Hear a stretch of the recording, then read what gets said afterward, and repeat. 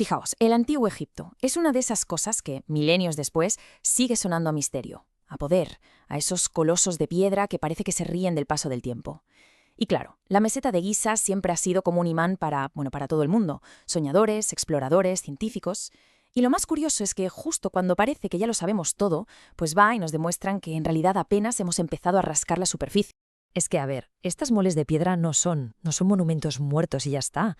¿Qué va? Siguen respirando, siguen guardando secretos y uno de ellos, ojo, acaba de salir a la luz. Y además en el lugar más inesperado de todos, la más pequeña de las 3 grandes pirámides. Venga, vamos a situarnos un momento. Estamos en Giza, ¿vale? Dominando todo el paisaje tenemos las pirámides de Keops y Kefren. Y ahí, a su lado, está la de Micerinos. Siempre ha estado como un poco a la sombra de sus hermanas mayores, ¿no? Y quizá, precisamente por eso, ha sido la que mejor ha sabido guardar sus secretos. Pues resulta que es justo ahí, en la pequeña Micerinos, donde la historia nos tenía reservada una sorpresa. Algo que, que ha estado dormido durante milenios y que acaba de despertar. Y lo más increíble de todo es que ha sido sin mover ni una sola piedra. Y aquí está el titular, la noticia en sí. Un equipo de científicos ha encontrado anomalías, vacíos, dentro de la pirámide. Y a ver, no nos pongamos a pensar ahora en cámaras del tesoro llenas de oro, al menos de momento. Pensemos en algo que para mí es incluso más fascinante. La simple pregunta de ¿qué son esos vacíos? ¿Y por qué están ahí? Claro, todo esto nos lleva a una pregunta clave. ¿Cómo se llega hasta aquí? O sea, ¿cómo pasamos de los exploradores con pico y pala a científicos que usan radares? Para entender este salto, que es un salto cuántico, la verdad, tenemos que rebobinar un poco la cinta de la historia. A ver, fijaos bien en estas 3 fechas, porque no son solo años, ¿eh? Son mundos completamente distintos. Son 3 momentos que definen 3 formas radicalmente opuestas de relacionarse con el pasado. Vámonos a principios del siglo XIX. En esa época, la arqueología como ciencia, pues casi que no existía.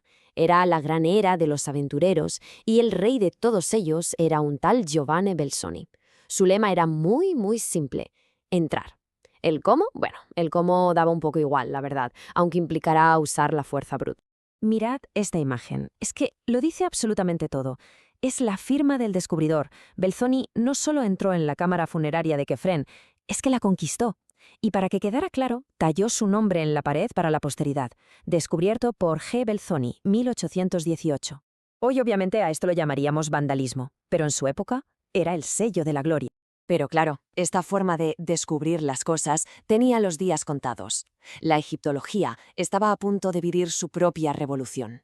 Y menudo cambio, ¿eh? Del todo vale de la fuerza bruta a la paciencia de la ciencia. El momento en que se entendió que era mucho más importante preservar que poseer. Y ese momento clave, ese punto de inflexión, tiene nombre y apellidos. El proyecto Esfinge del American Research in Egypt, el ARC.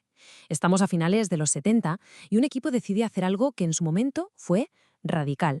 En lugar de obsesionarse con qué había dentro de la Esfinge, se propusieron entenderla por fuera, pero entenderla de verdad al milímetro. Y aquí viene lo que de verdad parece una locura. Pensadlo bien. Hasta 1979, este monumento, que es uno de los más famosos del planeta, no tenía planos detallados.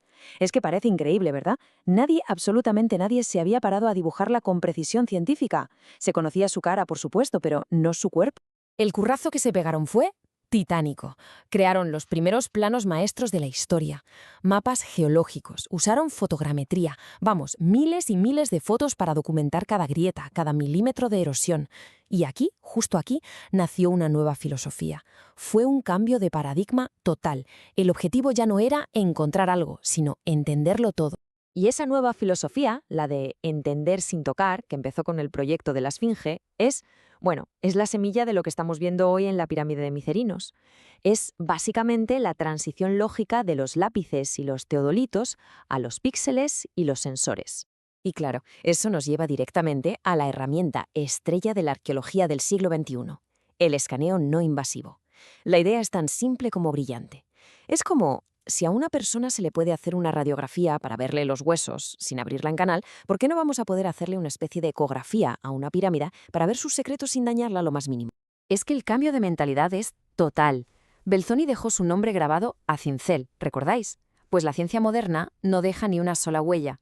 Hemos pasado de los martillos al radar, de la conquista a la conversación.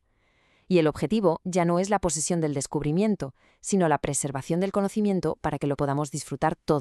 Vale, ¿y cómo funciona este superpoder tecnológico?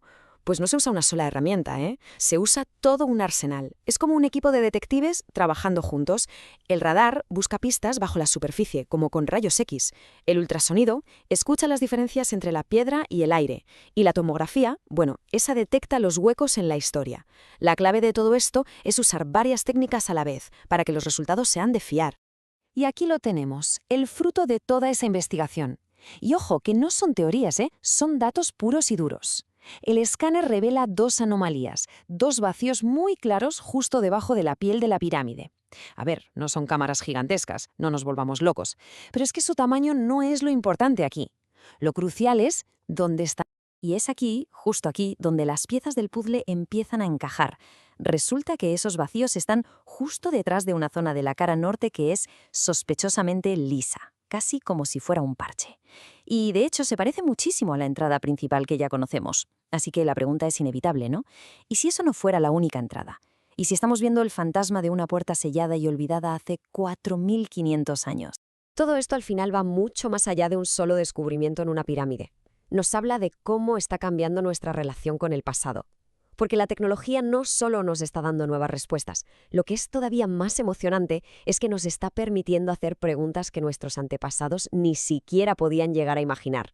Esta imagen, la verdad, es que es muy poderosa. Por un lado, una civilización antigua que nos dejó estas maravillas construidas con una sabiduría que a día de hoy todavía nos desafía.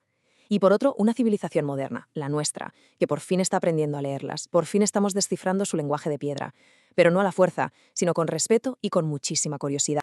Así que si nos tenemos que quedar con algo, el gran titular de toda esta historia es que la era de los descubrimientos no ha terminado. ¿Qué va?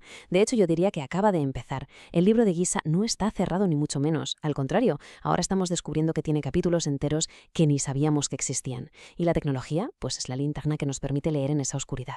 Y con esta idea terminamos. Estas moles de piedra han estado guardando sus secretos durante 4.500 años, y ahora, por primera vez en la historia, tenemos la tecnología no para forzar sus puertas, sino para escuchar sus susurros.